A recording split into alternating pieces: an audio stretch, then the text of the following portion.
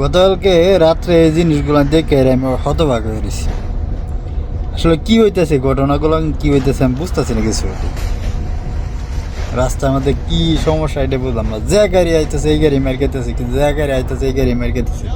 সমস্যাটা কি এটা বুঝতেছি না আমি।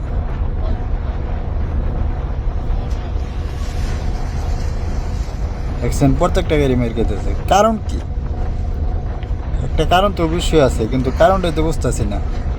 আর আপনারা যদি জান না থাকেন তা বলবেন কিন্তু, ঠিক আছে?